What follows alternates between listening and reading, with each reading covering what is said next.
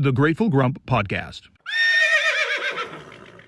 Hello, everybody. This is the Grateful Grump, and today we have the third installment of our podcast on the eating disorder. Is that what we call this podcast? We should come up with a better name, maybe, hey? Yeah. The Dad Tiki podcast on hard things? Any ideas? Do you got a suggestion? No? No. Okay. Well, anyway, it's the third time, and we have some terrible and at the same time exciting news to share.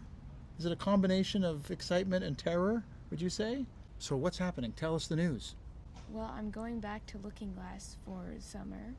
For our listeners, what is Looking Glass? Looking Glass Residence is a residential treatment facility for people who struggle with eating disorders, such as myself. Okay. All right. I've got a few questions I want to ask you. The first is, what led to your decision to go back into 3 months of residential treatment? I think predominantly strong encouragement and recommendations from my support team and family. So that's like my doctor, dietitian, therapy people. Yeah, strong recommendations. They're like, things don't seem to be doing too well with you right now. Okay. And we think you need more support. And I don't feel the best myself either, physically and mentally. Yeah. So I'm like, Something's up. something kind of needs to change. Yeah. And, the wonderful added benefit to this is we were worried that maybe we would have to pay for it this time. You went there in 2024 as a minor, and now you're an adult. And we thought, oh no, it's going to cost thousands of dollars. But thankfully, Looking Glass has decided to take Tiki on without charge, which is a massive blessing for us. And I just want to say, for those of you who have followed this story, I heard from many of you who said, hey, look, if it costs money, we'll step up and help pay for it. And that means the world to us. Thank you for being willing to express your love in that tangible way if we needed it. But thankfully, we don't need it. Yes. Question number 2. How is your mindset different this time from last time? I think last time I was more aligned with the eating disorder, sort of.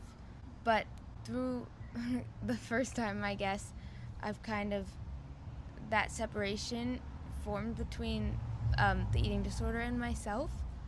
And now I'm kind of a little bit more opposed to it. But somehow it's still really hard to let go of. So I kind of view this as like leveling up, like the next level. So I'm going in with a different mindset, hopefully going to come out and it can stick. Yeah. Maybe like, I think they talk about how like sometimes it's cyclical, but you're kind of going up and to the right in your process, maybe something like that. So it's like when you went in the first time, you were down here, and then you kind of went full circle, made some progress, then dipped a little, or A lot. kind of maybe. a lot, and now hopefully, but the starting point for the second time round is here, whereas it was down there at the first time. That's kind of, is that what you mean? Is that what you're saying, sort of? Leveling up? Maybe. Yeah. Is that a good visual? Potentially. Sometimes it feels like I go even further back or down. Oh, yeah. But yeah. 1 step forward, 2 steps back sometimes? Yeah. Okay. Question number 3. What does a future without Ed screaming in your ear look like? Like, just sort of, like, this is kind of the vision of somehow beyond. What can you see without having to constantly fight Ed? Is there a future beyond this that you can kind of glimpse? It's very difficult to see that or imagine it. Yeah. Yeah, so I'm kind of, that's like one of my goals this time is to gain a hope that it's possible that I might one day live without Ed. Yeah. What is life without hope, hey? We need some hope. But I suppose, is there some wisdom in, living in the moment? If you look too far forward or too far backward, sometimes you get messed up, so you Yeah. kind of just have to take one step in the moment. Is that? Yeah, sometimes, but also it's tricky because I think with the eating disorder, a lot of things are like in this moment, what's happening right now, Yeah. and sometimes you forget about your goals or maybe see. what you want to do. So, yeah, it's like I a bit see. of, it's a mix. I don't know. Yeah. Yeah. We know that hope has to live, right? Otherwise, despair will take over. Okay, well, I hope that's a goal that's achieved while you're in care. Question number 4. What are a few of your fears about this second treatment? Now, just for our listeners, it's 3 months. It's locked down, right? Like you can't just go out. There's like It's intensive care. it's Intensive treatment. It's Yeah. intensive treatment, right? So they don't mess around there. So what are a few of your fears about this second treatment? There's so many. There's so many. There's so many. What do you got? I think some of these fears also stem from the eating disorder, Yeah. like the food, low activity, Yeah. relationships with residents, Yeah. relationship with the staff. Yeah. Coming back, a part of my mind is wondering, will they be annoyed that I'm coming back? Because I feel like I went back so many times. Yeah. But they won't be annoyed, will they? I don't think so. No, they love you. Yeah. But yeah, I mean, you have to face the eating disorder head on, and there's no escape really, is there? Whereas at home, sometimes you can let the eating disorder get in your head, and then you can make those choices which hurt you in the long run. Here, it's much harder to do that, eh? Yeah. Much harder. Question number 5. For those that don't understand an eating disorder, can you explain what's going on in your mind and how it affects your day-to-day life? Just like, think about this as like eating disorders for dummies, like people who just don't understand it. Can you help someone to say like the struggle? Is there like an analogy, a visual, anything at all that you can give? It's so complex. Yeah. And I can't speak for every eating disorder Sure. because there's, Well, how about Everyone has yours? a different Let's start with experience. yours. I don't really know what to say. It's just really hard to let go even if you want to. Some Yeah. people say it's like having a bad boyfriend that you can't Yeah. break up with, kind of. Yeah. But yeah. I don't know. I've never had a boyfriend. So, Yeah, Yeah. well, I suppose that's a good illustration, right? You get so attached to this boyfriend who's actually bad for you, yeah.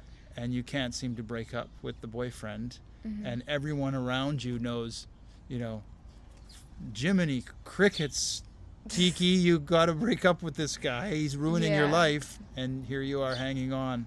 Okay, well, there you go. There's a good illustration, a good analogy. Ed, the boyfriend's name is Ed, and he's terrible. What word of encouragement do you have for others in similar situations? We have to believe that people who are watching this podcast or listening to this podcast have struggles with eating disorders or body dysmorphia issues or any kind of like addictive thing. We have to believe that there are people that can relate in some sense to what you're going through. Do you have a word of encouragement for them? I mean, this is so discouraging, but can we flip it for a minute? What do we got? Do we got a word of encouragement?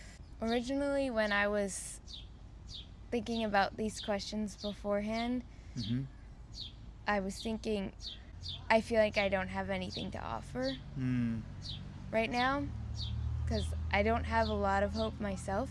There's a little bit, and I feel like, who am I to say something when I've just gone so far backwards, or like when I'm going in the wrong way?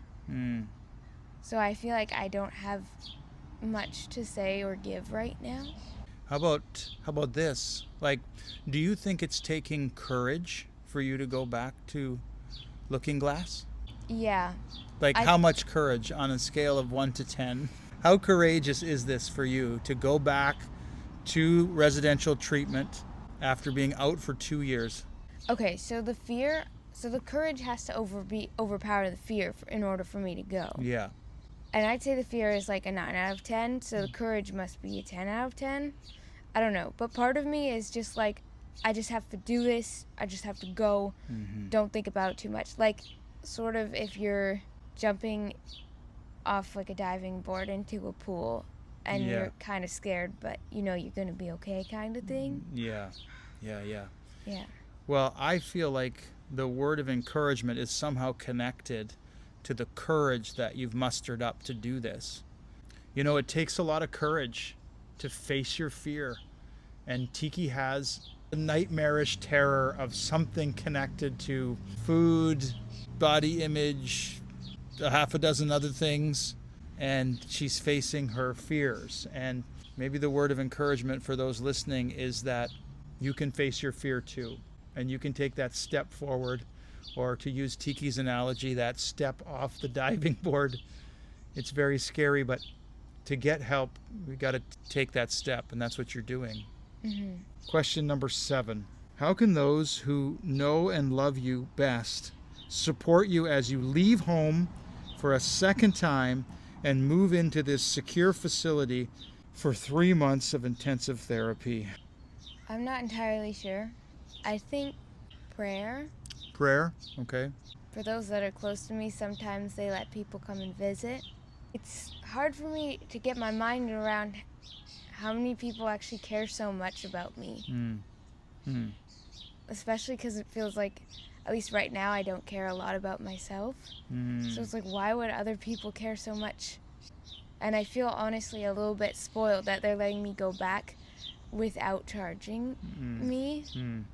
Well, Tiki, I think I can speak for the many, many people over the years who have reached out on socials and in the neighborhood and via text and phone calls, that you are loved and you're valued and surrounded by hundreds of people who care deeply for you. We will pray, won't we? Yes, we will. I mean, I guess all I can say is thanks. All right. So this is the Grateful Grump and Tiki Tiger. That's what I used to call her when she was younger. Signing off our 3rd installment. Tiki goes to treatment on Tuesday, so just 3 days from now, and she'll be locked up. That's kind of a rough way of saying it, but you kind of are. Yeah, but I mean, like, if you want to leave, you can be like, I quit. And leave. Like, they're not going to restrain you, but it's like you're intentional about it and you want something better. Yeah, that's right. Yeah. So we want something better. We're praying for that. Thank you again for everyone, your love and support, and we won't be able to see you for a while, but we'll be able to see you as soon as we can, hey? Okay. I love you.